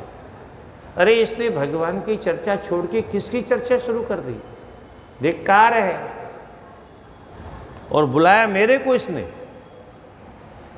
क्योंकि पहले सरस्वती की वंदना करनी पड़ी। आओ, मेरे को बुलाकर के मेरा दुरुपयोग किया इसने। तो सरस्वती को भी कब आनंद आता है? जब भगवत गुणानुवाद कोई कवि गाता है तब सरस्वती प्रसन्न होती। इसलिए सरस्वती प्रसन्न होती कि अब चूंकि ये भगवान के गुण गाया तो इसको अधिक से अधिक लोग पढ़ेंगे, धर्म का मार्ग प्रशस्त होगा। इसलिए तुलसीदास जी नाना पुराण निगमागम सम्मतम यद रामायणे निगदितम क्वचिदन्यतोपि स्वांत सुखाय तुलसी रघुनाथ गाथा। स्वांत सुखाय, रामायणे मतलब वाल्मीकि रामायणे यद किंचित निगदितम, जो वाल्मीकि जी ने लिखा है वो लिख रहा हूं। भाषाबद्धमिदं चकार तुलसीदासस्तथा मानसम। भाषाबद्ध कर रहा हूं। वो तुलसीदास जी को लोगों ने परेशान भी बहुत किया उस जमाने में। भाई विद्वान, उनका भी अपना तर्क था, तुम प्राकृत भाषा में क्यों लिख रहे हो, और तुम एक लिखना शुरू कर दोगे फिर तुम्हारे देखा देख फिर दूसरे लिखने, और आज यही हो रहा है। भागवत जी भी हमारे वृंदावन के बहुत अच्छे संत थे, प्रभुदत्त ब्रह्मचारी जी महाराज। उन्होंने छंदोबद्ध भागवत लिखी और लोगों से कहा इसी का पाठ करो, और वो उसी से कथा करते थे और अपने चेलों से उसी के माध्यम से कथा करवाते थे। तो इससे अपराध क्या हुआ? ये संस्कृत भाषा तो गई किनारे। यानी जो देव भाषा है, गिरवाण भाषा है, उसको हम मिटा करके और लौकिक भाषा का, तो ये देखा देखी अच्छी बात नहीं। कितने लोगों ने गीता जी पर लिखा, कितनों लोगों ने मानस पर लिखा, और आज भी लिख रहे हैं। संस्कृत भाषा का कोई मूल्य नहीं, अमूल्य है। इसकी कोई बराबरी कोई ग्रंथ नहीं कर सकता।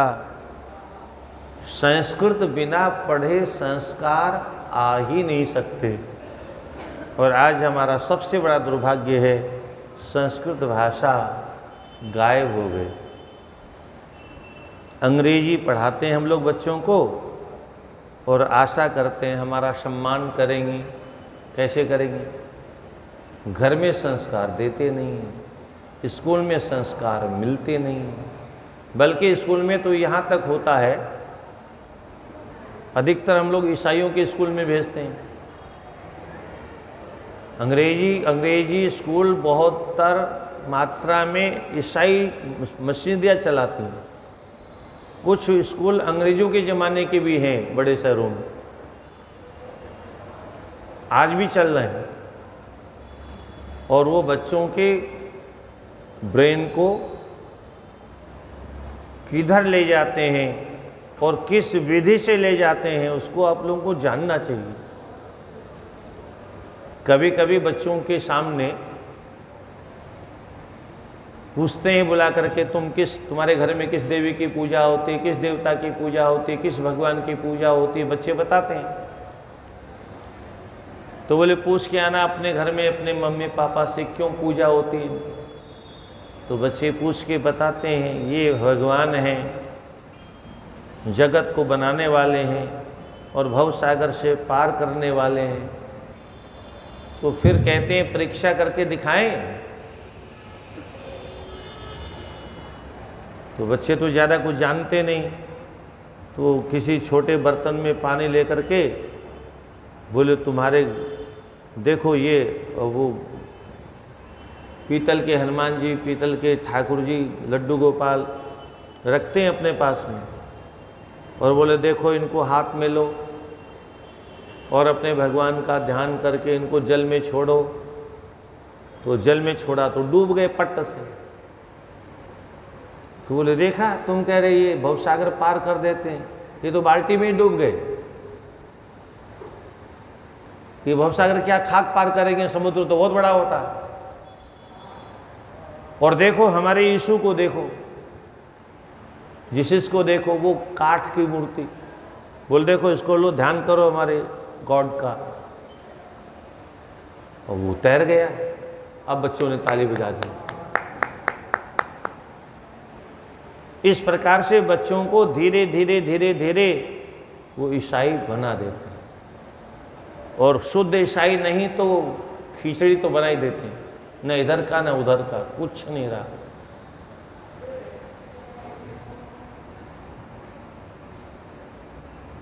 आज हमारे बच्चे धीरे धीरे इसीलिए बिगड़ते जा रहे हैं।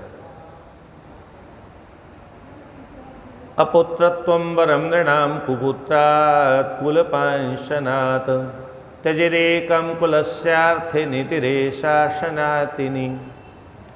सनातन धर्म के शास्त्रों का सिद्धांत है, घर में एक अगर परिवार का सदस्य बिगड़ गया है, पूरे परिवार का अगर भला चाहते हो तो उसको घर से निकाल दो। यही सलाह है महाभारत में विदुर ने दी थी धृतराष्ट्र को। तुम अपना कुल का कल्याण चाहते हो तो अपने बेटे को कल्कि का अवतार समझ के घर से निकाल दो। तुम्हारे कुल खानदान को बचने के चांस हैं, और अगर ये तुम इसको गले से लगा के रखोगे तो खुद भी मरेगा, पूरे खानदान को मारेगा। पर विदुर की नीति, शास्त्र के सिद्धांत वाली बात ये धृतराष्ट्र को समझ में नहीं आई। धृतराष्ट्र केवल बाहर से ही अंधा नहीं था, भीतर से भी अंधा था। दो तरह की आंखें होती हैं, एक आंख भीतर होती है, एक आंख बाहर होती है। दो ही आंख तो बाहर है, दो ही आंख भीतर होती है। किसी की बाहर वाली आंख भले ही फूट जाए पर भीतर की आंख सुरक्षित रहनी चाहिए।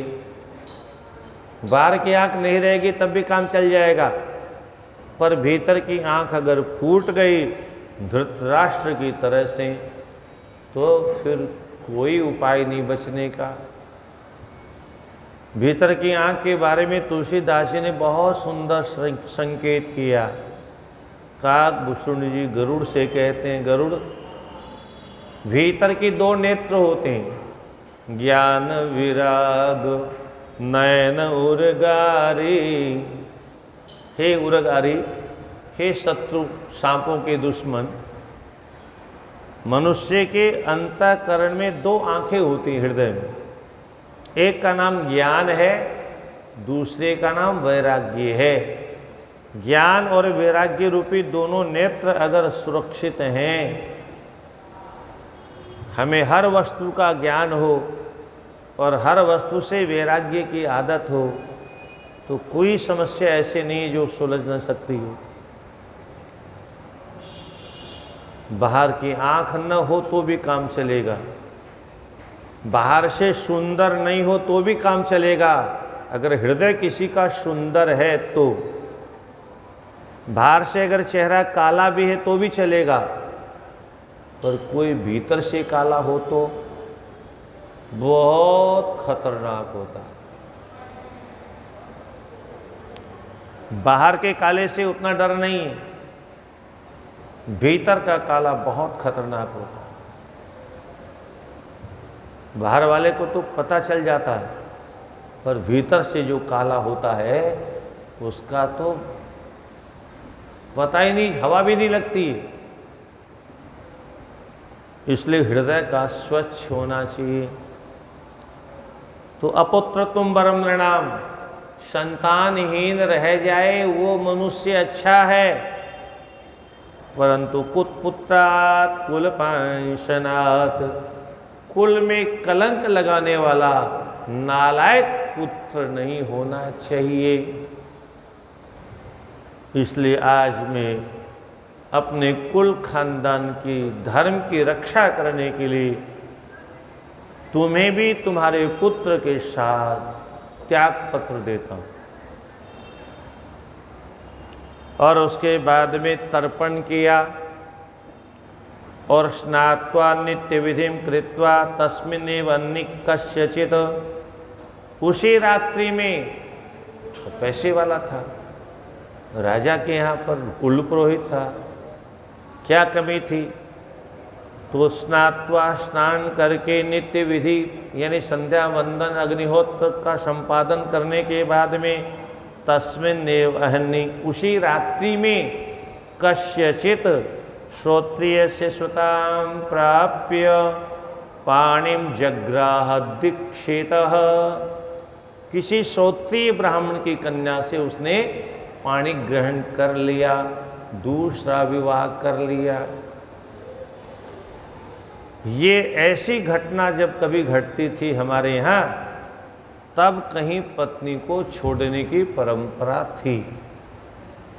बात बात में नहीं, छोटी मोटी बात में तो हमारे यहाँ कोई जानता ही नहीं था तलाक क्या होता है। ये तो सिनेमा वालों की कृपा से और दूसरे लोगों की देखा देख हमारे घरों में भी लोग जानने लग गए और अब प्रयोग भी करने लग गए, और ये बीमारी दिन प्रतिदिन बढ़ती जा रही है। कौन रोकेगा इस बीमारी को?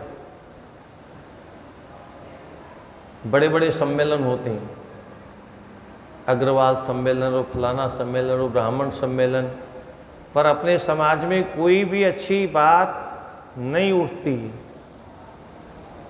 कलकत्ते में बहुत वर्ष हो गए बिना बैंड बाजे के विवाह हो जाता है, पर यह है अच्छी परंपरा कलकत्ते से बाहर फैली ही नहीं। क्या सब जगह लोग रहते हैं तो अच्छी, अगर परंपरा कलकत्ते में अच्छी है तो बाहर भी अच्छी है वो।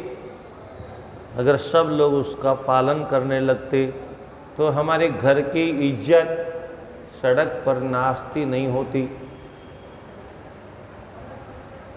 आज हमारे घर की इज्जत विवाह के समय में सड़क पर नाचती है और दुनिया तमाशा देखती है और हम चुप। हमें कोई मतलब ही, हम तो परदेशी हैं। एक गंदी परंपरा किसी ने प्रारंभ कर दी, बस देखा देखी वो तो परंपरा बन गई, और रोज नई नई परंपराएं। इसलिए गलत परंपराओं का विरोध करना चाहिए, जो होगा सो देखा जाए। परंतु हमको एक बीमारी लग गई, हमसे क्या मतलब, तो किससे मतलब है? इस देश का हर व्यक्ति कहता हमसे क्या मतलब। तो ये विदेशी तो आएगा नहीं हमारी समस्या को समाधान करने के लिए। यही जब घर से निकाल दिया गया, तब आगे संकेत आया है, कयश्चिरं ततो गत्वा यज्ञ दत्तात्मजः सही दुष्टो गुणरहितस्थो गतोत्साहो विसर्जितः। घर छोड़ के चलता गया, चलता गया, चलता गया, थक गया, परेशान हो गया, रुक गया, और उसके बाद में चिंता मवाप महतिम कोयामि करवामि किम, कहाँ जाऊँ, क्या करूँ, पढ़ा नहीं लिखा नहीं, पढ़ा लिखा हो तो कहीं नौकरी भी मिल जाए, गंदी आदतें अलग।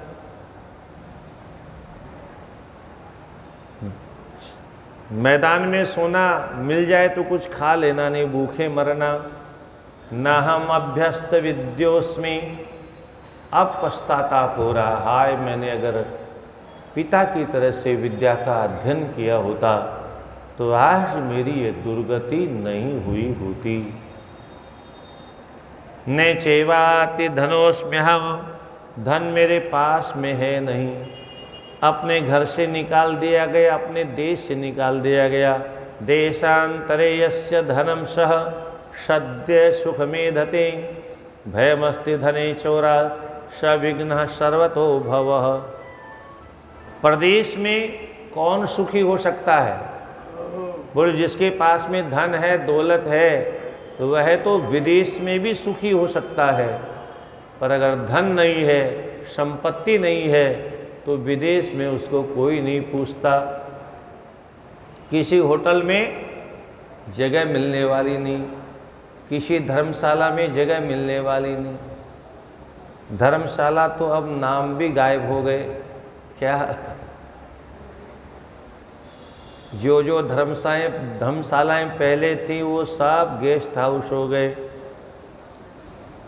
नाम तो अब भी है हमारे यहाँ जयपुरिया धर्मशाला, वृंदावन में जयपुरिया के नाम से। ऐसे कितनी धर्मशाला गिनती नहीं, नाम अभी पुराना चल रहा है, पर वहाँ कोई धर्म खाता का काम नहीं होता। चिंता मवाप महति, बहुत चिंतित हो गया, क्या करूँ, याजकस्य कुले जन्म कथम में व्यसनम महद अहो बलियान ही विधिर भावी कर्मानुसंधयेत। मैं ब्राह्मण कुल में पैदा हुआ, यज्ञ कराने वाले कुल में पैदा हुआ, मैंने शास्त्रों का अध्ययन नहीं किया, और दुर्भाग्य से मेरा कुसंस्कार देखो, मुझे व्यसन और लग गए, और उन व्यसनों के कारण आज मेरे सामने ये दशा उपस्थित हो गई। भिक्षितुम नाधिगच्छामि न मे परिचित क्वचित न पार्श्वे धनम किंचित किमत्र शरणं भवेत। यहाँ मैं किससे मांगने जाऊँ, भूख के मारे छटपटा रहा है, कोई मेरा परिचित भी नहीं है और पास में धन भी नहीं है। इस प्रकार से वह चिंता कर रहा है, गली गली भटक रहा है। कालांतर में कैसे मंदिर में किसी बहुत बड़े धनिक को पूजा की सामग्री 56 भोग ले जाते हुए देखा, उसने सोचा ये मंदिर में पूजा करने जा रहा है, उसके पीछे पीछे चला, और उसके बाद में कब ये पूजा करके यहाँ से विदा होता और कब मैं यहाँ से चुरा करके अपने पेट की भूख को मिटाऊं, इस चिंता में चिंतन कर रहा है। वहाँ पूजा चल रही है, आप पूजा होने दें, इसको इंतजार करने दें। इसके बाद ये वहाँ से जब चुराने जाएगा, अंधेरा हो जाएगा, दीपक को बढ़ाने के लिए अपना कपड़ा फाड़ करके और दीप उसमें रख करके दिए को प्रकाशित करता है। उसी प्रकाश के पुण्य के बल पर मरने के बाद में राजा बन जाता है कलिंग देश का, और कालांतर में वही फिर कुबेर बनता है और वही भोले बाबा से मित्रता होती है। ये प्रसंग कल 10 बजे हम प्रारंभ करेंगे। हर हर महादेव शंभो, काशी विश्वनाथ गंगे। हर हर महादेव शंभो, काशी विश्वनाथ गंगे। हर हर महादेव शंभो, काशी विश्वनाथ गंगे। नमः पार्वती पते, हर हर महादेव।